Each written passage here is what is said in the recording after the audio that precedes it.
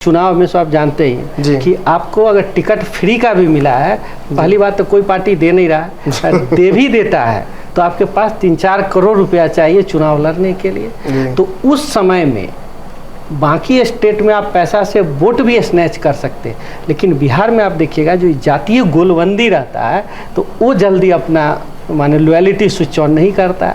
तो कल आलोक मेहता के राजस्व भूमि सुधार में एक कलम से काट दिया, इससे आपकी छवि पर, आपकी पार्टी की छवि पर, आपके नेताओं की छवि पर क्वेश्चन खड़ा होता है। नीतीश जी ने ये नहीं कहा कि कोई छोटी सी गलती थी इसकी वजह से हमने कर दिया, जैसे गलती कर रहा था इसलिए काट दिए। विपक्ष में रहकर भी सरकार के अच्छे पहलुओं को अच्छा कहना और बुरे पहलुओं को क्रिटिसाइज करना, और केवल क्रिटिसाइज नहीं करना, रास्ता दिखाना कि ऐसे ठीक हो सकता है, ये एक सैनिक ही कर सकता है जिसमें अनुशासन हो। आजकल कहा जाता है, किसी भी सोशल साइंटिस्ट से पूछिए, your success depends on cumulative knowledge. बिल्कुल, आप खाली वही मैथ का 10-50 क्वेश्चन रगड़ रहे और बॉडी फिजिकली आपका फिट नहीं है, अनुशासन भी होता है, हाँ होना ही चाहिए।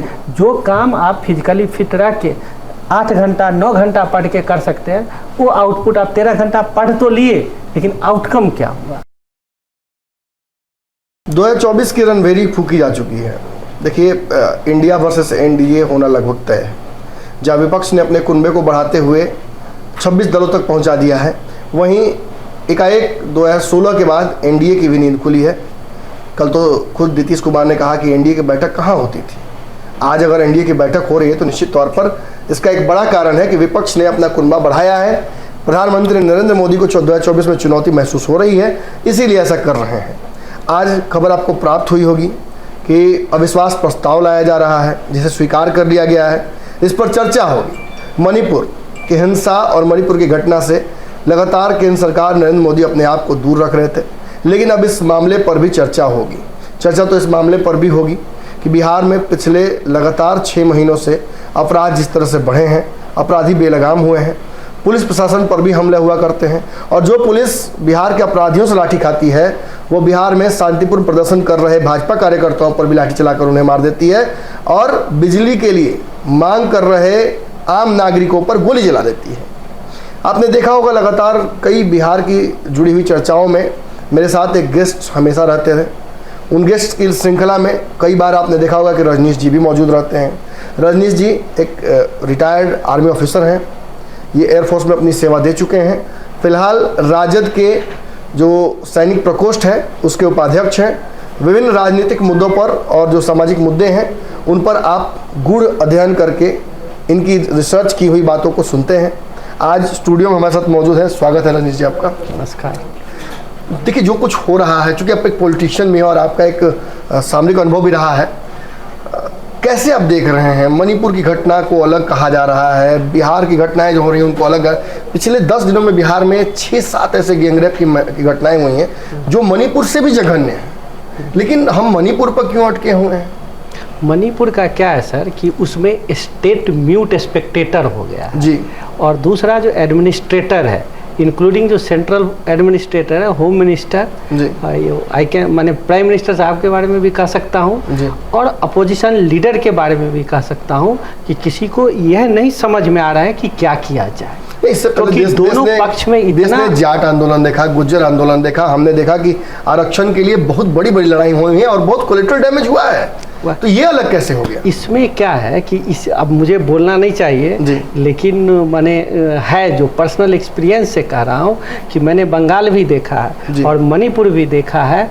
तो उस समय बंगाल में जैसे जातिवाद नहीं है, ये बात है, बंगाल का जाति है लेकिन उसके प्रशासन में जातिवाद नहीं है, लेकिन जातिवाद नहीं होने के कारण उसका जो एक निगेटिव पक्ष आप देखिएगा, जैसे बिहार में क्या है कि चुनाव जीतने के समय जो जाति के नाम पर जो बात होता है, लेकिन चुनाव के बाद हिंसा नहीं होता है जी।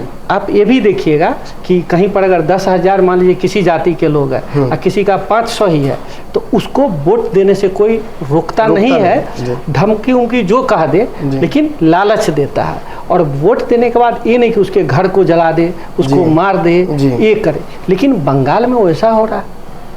तो उस समय मुझे लगता है, पर्सनली कह रहा हूँ। दूसरा देखिए कि आजकल पैसे का बोलबाला हो गया कितना। चुनाव में तो आप जानते ही कि आपको अगर टिकट फ्री का भी मिला है, पहली बात तो कोई पार्टी दे नहीं रहा, दे भी देता है तो आपके पास 3-4 करोड़ रुपया चाहिए चुनाव लड़ने के लिए। तो उस समय में बाकी स्टेट में आप पैसा से वोट भी स्नैच कर सकते, लेकिन बिहार में आप देखिएगा जो जातीय गोलबंदी रहता है तो वो जल्दी अपना माने लॉयलिटी स्विच ऑन नहीं करता है। तो कुछ मायने में मुझे बिहार का जो जातिवाद है वो एक मैच्योर और टॉलरेंट जातिवाद है, मतलब वो पॉलिटिकल फाइट करता है एज ए पॉलिटिशियन, कोएग्जिस्टेंस में। हाँ, दैट बिलीव्स इन, जो हिंदू धर्म का है कि कोएग्जिस्टेंस। भगवान कृष्ण भी बोले थे जब माने महर्षि परशुराम रहते थे महेंद्र पीठ पर्वत पे, तो उन्होंने कहा था, इसलिए कृष्ण देवता हुए कि कोएग्जिस्टेंस। उन्होंने बोले महेंद्र पीठ आज भी है लेकिन क्षत्रिय भी आज भी है, दोनों एक दूसरे को कोई समाप्त नहीं कर सकता, समाप्त करने वाला और रचने वाला मैं हूँ जी।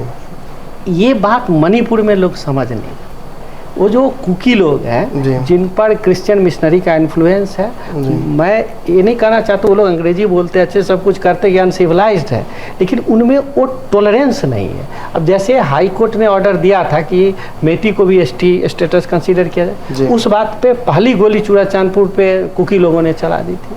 अब उनको इस बात के लिए गोली चलाना नहीं चाहिए था, सुप्रीम कोर्ट जाते। और भी बहुत सारे हमने देखा कि ईडब्ल्यूएस आरक्षण जो लाया केंद्र सरकार ने, विरोध बहुत हुआ, कई पॉलिटिकल पार्टियां खुलकर विरोध की, लेकिन ये नहीं हिंसा नहीं हुई। हिंसा ये यहाँ पर जो माने जातिवाद है वो उतना खतरनाक नहीं कि ये सोचेगा कि आप नहीं रहे, माने वहाँ पे गुरुद्वारा में हिसाब से बिहार बस बदनाम है। नहीं, जाति है, लेकिन जाति का निगेटिव एस्पेक्ट आता है जब एडमिनिस्ट्रेशन में कि आप एक पुलिस अफसर है तो अपने जाति के लोगों को देखता है, जो उसको नहीं करना चाहिए, उसकी लॉयलिटी और इंटीग्रिटी अंडर क्वेश्चन होती है। एक माने क्लर्क है, एक डॉक्टर है, तो एडमिनिस्ट्रेटर को मान लॉफुल ऑर्डर करना। कुछ लोग अपने सेल्फ मोटिवेटेड हो जाते हैं और बदनामी हो जाती है सरकार, चाहे वो किसी की भी रहे। लेकिन जाति का उतना माने मैं बेसिकली ये कहना चाहता हूँ, जैसे कोई एक जाति है, एक मैं एग्जांपल देता हूँ, सहजानंद सरस्वती भूमिहार जाति, भूमिहार ब्राह्मण एक साथ कर दीजिए तब भी, तो उसका मेन ये था कि इस जाति के जो धनी लोग हैं वो लोग स्कूल खोले, कॉलेज खोले, जैसे लंगट सिंह कॉलेज खुला था, अस्पताल बनाए। ठीक है, 60% आप अपनी जाति को दीजिए, 40% तो दूसरे को देंगे। मान लीजिए इन पर कहीं अत्याचार हुआ तो पुलिस को जाकर के, स्वामी सहजानंद सरस्वती कहते ही थे कि आप पुलिस को जाके एक्यूरेट रिपोर्ट दीजिए, बिल्कुल, कि जो गलत है और अपनी जाति के लोग गलती किए तो आप उनको समझाइए, और दूसरी जाति के जो पहले मानजन कहते थे उनसे मिल करके उसको तुरंत आप सॉल्व कर दीजिए। लेकिन बाद में जो कोर्ट सिस्टम आया, वकील आया, पुलिस आया और इसको इतना लसार देता है, क्या क्या कर देता है, पुलिस कॉम्प्लिकेटेड, इसलिए जाति बदनाम है। नहीं तो मैं कह रहा हूँ किसी यादव जाति का कोई नेता है, उसके पास करोड़ों रुपया, अगर वह एक कॉलेज, इंजीनियरिंग कॉलेज खोल दे, एक मेडिकल कॉलेज खोल दे, माझी जी ही खोल दे अपनी जाति के लिए, ठीक है, आप 60% अपने लोग को दे दीजिए, 30% तो किसी को देंगे। बिल्कुल, अपने समाज के लिए भी तो कीजिए, कोई तो बनेगा। समाज में अगर एक बड़ा इंजीनियर बनता है जिसका 2 लाख 3 लाख भी का इनकम है, तो उसके यहाँ एक ड्राइवर है, एक क्लर्क है, बिल्कुल सब रहेगा, बिल्कुल, तो सबका भला होता है जी। तो एक आपकी एक छवि जो रही है, एक पॉलिटिशियन की भी रही है, हमने कई बार राजनीतिक मुद्दों पर भी चर्चा की है। वर्तमान में आप राजद से जुड़े हुए हैं, आपकी पार्टी सरकार का हिस्सा बनी है, लोग तो कहते हैं बैकडोर से है, लेकिन है फिर भी सरकार का हिस्सा है। नीतीश कुमार पर आरोप लग रहा है कि चुन चुन कर आपके मंत्रियों को बेइज्जत कर रहे हैं। शिक्षा मंत्री को आपके जिस तरीके से बेइज्जत किया गया, के पाठक के माध्यम से, तो अगर आप ही के नेताजी की भाषा का प्रयोग कर तो सेत दिया गया। अब देख रहे हैं कि कल आलोक मेहता के साथ जो हुआ, 500 ट्रांसफर पोस्टिंग तेजस्वी यादव के स्वास्थ्य विभाग में नीतीश ने एक कलम से काट दिया। कल आलोक मेहता के राजस्व भूमि सुधार में एक कलम से काट दिया। इससे आपकी छवि पर, आपकी पार्टी की छवि पर, आपके नेताओं की छवि पर क्वेश्चन खड़ा होता है। नीतीश जी ने ये नहीं कहा कि कोई छोटी सी गलती थी इसकी वजह से हमने कर दिया, जैसे गलती कर रहा था इसलिए काट दिए, तो कहीं ना कहीं आप भ्रष्टाचारी हो गए ना। नहीं, भ्रष्टाचारी नहीं होता है कि कहने का एक मतलब ये भी होता है, दोनों पक्ष है कि माने मिनिस्टर इमोशनल है जी। अब सब काम पैसा लेके कोई नहीं करता है, अब मतलब होता है उसको मानसिक व्यभिचार, मानसिक 500 लोगों के सभी लोग इमोशनल फैसला लिया आपने। एक बात कह रहा हूँ, ये कहना कि किसी का कैरेक्टर खराब है और ये कह देना कि भाई वो उसका हाथ गोड़ खराब है, थोड़ा सा इधर उधर कर देता है। हाँ। दोनों में अंतर है। उन्होंने ऐसा बात कह दिया कि बहुत कुछ अजूम किया जा सकता है। हाँ, तो ये जंप्शन है। दूसरा क्या है ना, अब मीडिया उस बात को ऐसे रगड़ देता है कि जिससे कि लगने लगता है कि अब सब खत्म ही हो गया, अब सहित दिया एजुकेशन मिनिस्टर साहब को, ऐसा बात था नहीं। हफ्ता भर से वो नहीं गए हैं, अब 10 दिन हो गया, मीडिया विभाग में नहीं गए हैं आपके मंत्री। मीडिया ने ऐसा चला दिया कि लगने लगा कि सही में ऐसा हो ही गया। आलोक मेहता की चुप्पी देखिए, बोल नहीं पा रहे बेचारे। नहीं, आलोक मेहता जी तो काफी मैच्योर लीडर हैं आरजेडी के और पार्टी के बड़े स्तंभ हैं, और कहाँ गड़बड़ी हुआ है, क्या हुआ है, तो मेरे ख्याल से इसमें कोई पार्टी के, चलिए आलोक मेहता वाला भी मान लेते हैं, दूध बात है, लेकिन फिर तेजस्वी विभाग का उस पर कोई बड़ा लीडर ही बोले तो। लेकिन जो भी हो, ऐसा नहीं हो कि पोस्टिंग के बाद चीफ मिनिस्टर काट दे। अगर उनको लगता है, ऊर्जा मंत्री का उनको लगता है गलत है, तो पहले ही बोल दे और ओपनली नहीं बोले। कैबिनेट की रिस्पॉन्सिबिलिटी है तो मिनिस्टर की। कटिहार की घटना पर आपकी पार्टी की तरफ से बयान आ गया है, उन्होंने कहा है कि जो हुआ है गलत हुआ है। ऊर्जा मंत्री जो हैं वो कह रहे हैं कि जस्टिफाइड है, कोई दिक्कत नहीं है, अगर पुलिस के साथ गलत करेगा तो जनता तो गोली चलाएगी नहीं, पुलिस क्या करेगी? नहीं, ये तो मैं पिछले बार भी बोला था कि जब बीजेपी वर्कर का वो लाठी से पीटने से हुआ था, चाहे स्टूडेंट्स को पीटता है। एक बार और हुआ था जो है कि कलेक्टर पर, डिप्टी पर आया था, जब स्टूडेंट्स को पीटा था उन लोगों ने। कश्मीर में जब ऑपरेशन होता है, जब पत्थर फेंकते रहता है लोग, तो उसके ऊपर भी माने मिलिट्री कमांडर्स का ऑर्डर ही रहता है कि humility in the heart and prayer at the lips and you control the crowd. अब एक आदमी कैसे मरेगा लाठी से? जब तक कि आप उसको बहुत एंगल पे नहीं मारे, उसी को टारगेट करके नहीं मारे, तो वहाँ पर एक ट्रेंड पुलिस अफसर हो जिसको कि क्राउड कंट्रोलिंग का एक्सपीरियंस है। और आजकल सब साइंटिफिक होता है। अगर पुलिस चाहे तो उन्हीं के डीजीपी रहे हैं अभयानंद जी, उन्होंने किताब ही लिखा है और जिसमें उन्होंने कहा है भागलपुर में कैसे उन्होंने एक बड़े क्राउड को एक छोटा सा मूव से, वो फिजिक्स में फोर्स्ड ऑसिलेशन यूज करते हैं टर्म, कंट्रोल किया था। तो मुझे लगता है कि जो पुलिस अफसर वहाँ रहता है वह इस काम के लिए माने ट्रेंड नहीं है। जब निगोशिएशन के लिए भी ट्रेनिंग दिया जाता है, जो टेररिस्ट किडनैपिंग करता, क्योंकि आप यहाँ भी मारे तो किसी का पैर हाथ तोड़ दिए, मर गया, वहाँ पुलिस फायर कर रही है, किसी को मार रही है, तो अब सबको ये मार्क शांति लोकतंत्र में किलिंग के लिए स्पेस नहीं है। मतलब जो पुलिस अफसर ऑन द स्पॉट है, he is not briefed about कि what will happen, he lack the imagination. अभ्यान की बात आपने की, shoot by, don't shoot by gun, shoot by camera, उन्होंने कहा था। निश्चित तौर पर एक बड़ी चर्चा का हिस्सा हम यहाँ बने। कुछ सवाल मेरे और भी हैं। आपकी पार्टी के सवर्णों की स्थिति क्या है, इस पर बहुत व्याख्या होती है। शुरुआत आपने A to Z से की। तेजस्वी यादव ने एक अच्छा मैसेज दिया कि भाई हम MY क्यों रहें, हम A to Z हैं। लेकिन मंत्रिमंडल विस्तार के बाद जो बनी परिस्थितियाँ, उसमें देखा हमने कि राजपूत कोटे के एक मंत्री सुधाकर सिंह, उनकी छुट्टी हुई। भूमिहार कोटे के मंत्री थे, उनकी छुट्टी हुई, कार्तिक मास्टर। अब मंत्रिमंडल विस्तार की बात आ रही है, खबर आ रही है कि इसमें भी बहुत पेंच फंस रहा है। क्या कहना चाहिए इस पर? देखिए, रिप्रेजेंटेशन तो होना चाहिए ना? रिप्रेजेंटेशन तो एकदम एब्सोल्युटली होना चाहिए, और A to Z की पॉलिटिक्स है, सवर्णों को भी जो माने उचित हो उसका। और एक बात आप देखिए ना, आप अपने मिनिस्ट्री में इंटेलिजेंट लोगों को रखिए, नहीं रखेंगे तो टीचर में आखिर कहना पड़ा कि भाई बिहार में नहीं मिल रहे अच्छे लोग, है कि नहीं? तो ये दुनिया का रूल ही है। आप दाल में नमक मिलाइए, नमक में दाल मत मिलाइए। जैसे देखिए, ब्राह्मणों ने प्राचीन काल की कह रहा हूँ, दूसरे लोगों को टीचिंग प्रोफेशन में नहीं आने दिया, तो बाद में अंग्रेज आ गए और डोमिनेट किया कि नहीं किया? तो आज आप वही रिपीट कर रहे हैं कि इंटेलिजेंट लोगों को बाईपास कर रहे हैं। और दूसरा मुझे क्या लग रहा है कि मैंने कहना नहीं चाहिए लेकिन कह दे रहा हूँ, क्योंकि मैं तो वर्कर हूँ, मैं तो माने पार्टी सरकार चलाना हमारा काम नहीं है, जिनका है कि जेडीयू में ना कुछ लोग हैं जिनका मतलब खुराफात और षड्यंत्र, जिनके एक जेहन का खुराक है जी। वो चाहते ही है कि कुछ ना कुछ होता रहे जिससे कि आरजेडी में बवाल कटे। जैसे देखिए, पहले आप देखिए बाबू जगदानंद सिंह के साथ हुआ, और लोग चाहे कि जगदानंद सिंह से झगड़ा हो जाए वो पार्टी, लेकिन आरजेडी के लोग चौकस है, वो जानते हैं कि कुछ लोगों का षड्यंत्र उनके जेहन का खुराक है जी। तो अभी बदले में फिर बाबू सुधाकर सिंह के साथ यही चक्कर चलाने की कोशिश की, जो झगड़ा बड़ा हो जाए, चले जाए। लेकिन वो है आरजेडी में कार्यकर्ताओं को बोलने की छूट है, उनको निकाला नहीं जाता जी। फिर अभी देखिए प्रोफेसर साहब के साथ हुआ, एजुकेशन मिनिस्टर, आज आलोक मेहता जी के साथ हुआ, कुछ दिन पहले सुनील सिंह जी के साथ।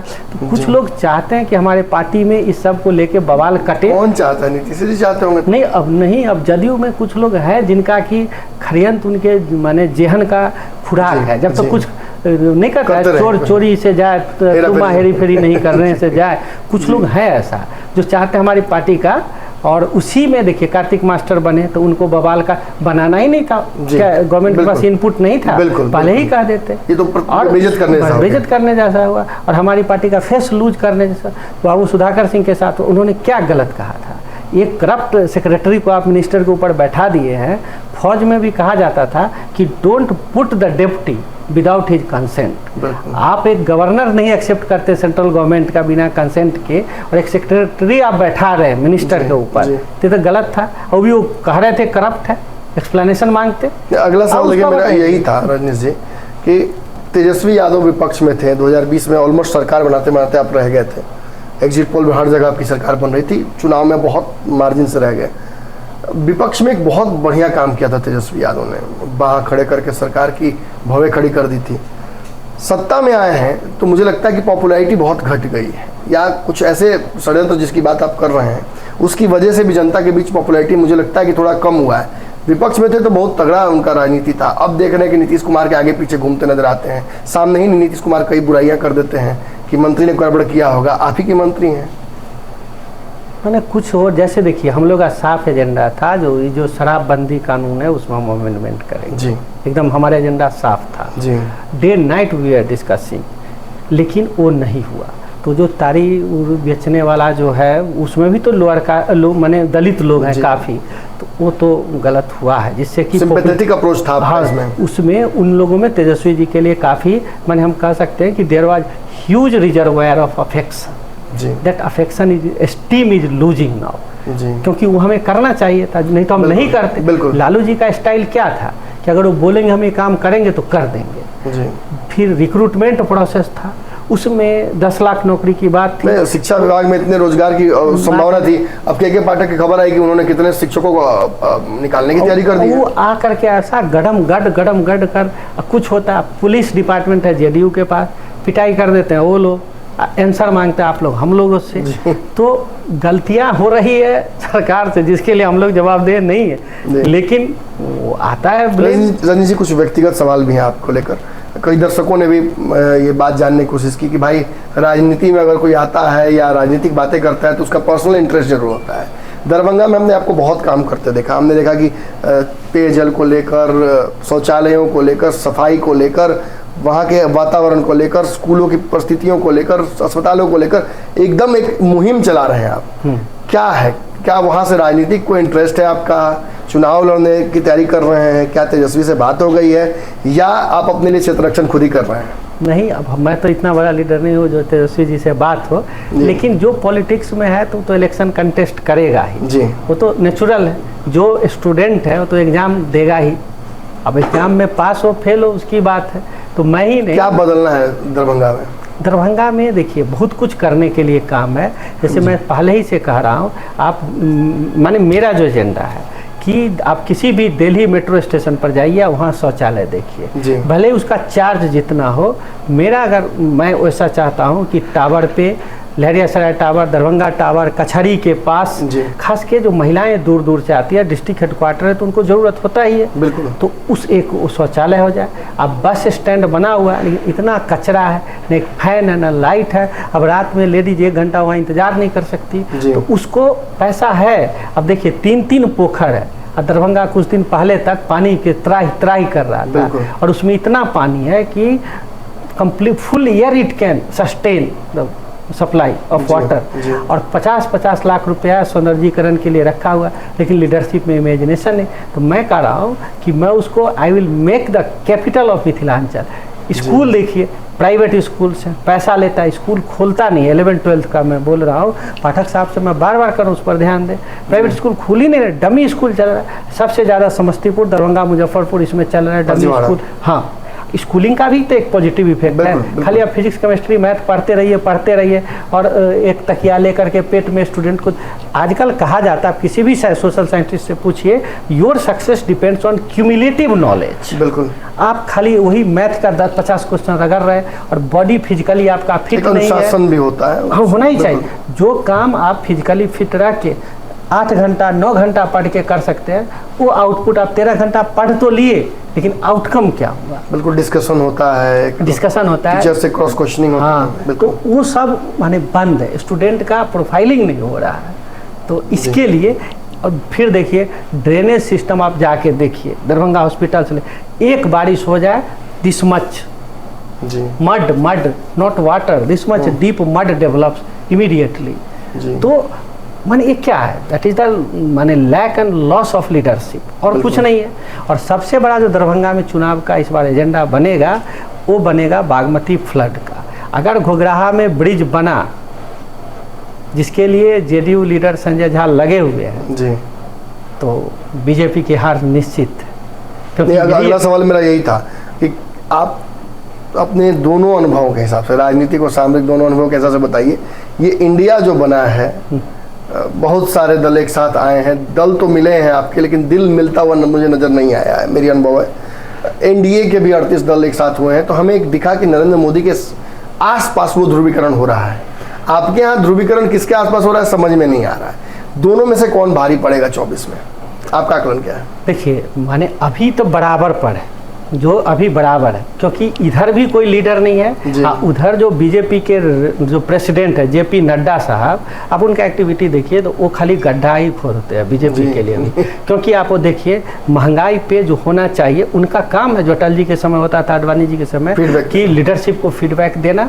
अब देखिए प्राइम मिनिस्टर साहब एक तरफ कहते हैं कि हमारी सरकार करप्शन के अगेंस्ट गारंटी है, और 1800 करोड़ का पुल गिर गया, एक बार बीजेपी लीडरशिप ने नाम लिया।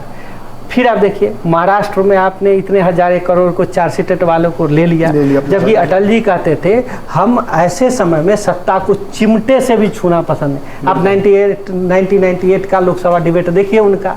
तो नड्डा साहब ने जैसा डायरेक्शन लेस कर रखा वैसा अभी इधर भी है, लेकिन जब लीडरशिप रेडी हो जाएगा तो उधर मोदी हैं फ्रंट फीट पर खेलने के लिए, तो उनको काउंटर करने के एक लीडर तैयार होना पड़ेगा, जो नीतीश कुमार जी में है। और मैं पहले भी कहा हूँ, नेशनलिज्म पर, आतंकवाद पे, पाकिस्तान के अगेंस्ट बीजेपी के मैचिंग एजेंडा डिक्लेयर करना पड़ेगा। इकोनॉमिक्स पे क्या बराबर की लड़ाई हाँ करना पड़ेगा, क्योंकि पाकिस्तान हमारा घोषित शत्रु, हमारे नाश करने के लिए बैठा हुआ है। वो कांग्रेस के राज में याद है मुझे, हर 10 दिन पे बम ब्लास्ट करवाता था, लेकिन आज नहीं हो रहा। तो इधर जो लीडरशिप होगा, और राहुल गांधी के नेतृत्व में तो कांग्रेस मुझे लग नहीं रहा, क्योंकि आप देखिए जो पंडित मोती नेहरू अपने ज्ञान के वैभव से इतने बड़े लीडर बने थे, और आज माने बोलने नहीं आने के कारण राहुल गांधी को पनिशमेंट हो गया है। इससे बड़ी बात मतलब क्या हो सकती है? मुझे नहीं कहना चाहिए, लेकिन मैं कह रहा हूँ, राजीव गांधी को बोलते देखिए, माने he was treated gentleman. Pandit Nehru बोलते थे तो कोई माने न वर्ड सिलेक्शन में न नॉलेज में, he was authority on economics, science, everywhere. Doctor Lohia उनको कितना गाली देते थे, कहते थे कि आपके दादा दरबान थे अंग्रेज के दरबार में, तो पंडित जी कहते थे कि at least now you have accepted कि I am also from the stock of common man. लेकिन राहुल जी के साथ क्या हुआ? तो ये बात देखिए। और वो जो कांग्रेस आएगी तो तय हो जाना चाहिए कि पी चिदम्बरम जैसे लोग फाइनेंस में नहीं आएंगे, क्योंकि जब कांग्रेस ने टेक ओवर किया था, मुझे याद है डॉक्टर मनमोहन सिंह साहब कहते देश की इकोनॉमिक कंडीशन बहुत ही अच्छी है, और वही बाद में 2010 या 11 टाइम्स ऑफ इंडिया का अपने बोले 91 की कंडीशन है, तो उसको संभाला कौन? मैक्सिमम टाइम चिदम्बरम ने संभाला। तो चिदम्बरम जैसे लोग नहीं आना चाहिए, शिवराज पाटिल जैसे लोग होम मिनिस्ट्री में नहीं आए। तो इस स्थिति में जो एक लाइट है, टावरिंग लाइट, वो नीतीश जी है, जो मोदी जी के सामने खड़ा हो सकते हैं, एक्सपीरियंस हो सकता है, और एक इंडिया अपना एजेंडा डिक्लेयर करे। योगेंद्र यादव को सब जानते हो, कहते हैं आप विपक्ष नहीं प्रतिपक्ष बने। आप लोगों को नीतीश के साथ पीछे चलने में कोई दिक्कत नहीं? नेशनल पॉलिटिक्स में दिक्कत नहीं, क्या वो लीडर बने, हम लोग तो वही चाहते हैं, और प्राइम मिनिस्टर मोदी साहब को इक्वल टक्कर दे। अब मैंने वो फ्रंट फुट पर खेले, जैसे देखिए इंडिया कुछ बिहार को लेकर जो नीतीश कुमार की स्ट्रैटेजीज रही हैं, लगभग सभी स्ट्रैटेजी पर आप सवाल खड़े करते हैं, और आप कहते हैं कि इनसे घर संभाल नहीं रहा है, इनको देश दे दो। ये हमने कहा घर नहीं संभाल रहा है, आपने स्ट्रैटेजी पर तो उनके हाँ सब जगह सवाल थोड़े खड़े किए ना, कि भाई शराबबंदी वाला थोड़ा सफल नहीं रहा, के पाठक वाला थोड़ा गड़बड़ा गया, जो पुलिस एक्शन है वो सही नहीं है। तो लगभग सभी जगहों पर थोड़ा थोड़ा तो आप नुक्ताचीनी कर रहे हैं, लेकिन आप कह रहे हैं कि नहीं ठीक है, इनको देश चलाने दिया जाए। माने state need some young blood infusion. इसके लिए देश की कुर्बानी दे दीजिएगा। नहीं, देश की कुर्बानी अभी लोग देख रहा है, चिन सान, टॉम जेरी, सीरियल देख रहा है। चाचा चौधरी और महाबली साका वाला समय नहीं है। मेरा जो कहना है वो थोड़ा मैंने पॉलिटिकल मतलब कह सकते हैं, I am not so much mature also, लेकिन मुझे जो लग रहा है कि बिना लीडर डिक्लेयर किए 2004 वाला कंडीशन नहीं होगा, क्योंकि सामने जो माने बैट्समैन है, आपने सजेस्ट किया नीतीश कर रहा हूँ, हाँ कोई तो आए, नहीं तो कांग्रेस लाए कोई लीडर, क्योंकि जैसे चिदम्बरम शिवराज पाटिल जैसे लोग को लोग देखेगा तो आप जानते नहीं है कि माने चिदम्बरम ने ऐसा ऐसा काम किया शिवराज पाटिल ना कि हिंदुओं में एक इंटेंस हेट होता है, माने बहुत ज़्यादा, समझे।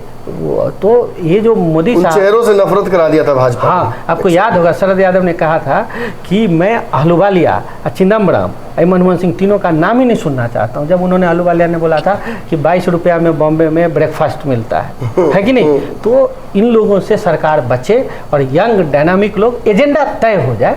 जो योगेंद्र यादव कहते हैं कि आप प्रतिपक्ष होइए, अल्टरनेटिव प्रोड्यूस कीजिए। इकोनॉमिक्स में क्या अल्टरनेटिव होगा? अब कांग्रेस दिन रात अडानी को गाली देता है और अडानी का शेयर जंप करता है, तो बैंक भाई जो इंटरेस्ट दे रहा है, रोजगार भी अडानी दे रहा है, आप उसको गाली भी दे रहे हैं। अडानी पोर्ट, जो पोर्ट आज ग्रीन हाइड्रोजन एनर्जी चाहिए है, सुन ही रहे हम लोग, इन्वायरमेंट के लिए कोई कंपनी पैसा लगाने के लिए तैयार नहीं है। अमेरिकन अभी ऑल्ट सैमन आए थे, सैम ऑल्टमैन, जो आपने चैट जीपीटी का सुना होगा, तो बड़े लोग कहते हैं नया कंपनी खोलना है, putting a molten glass in your ear, कान में पिघला शीशा डालने जैसा।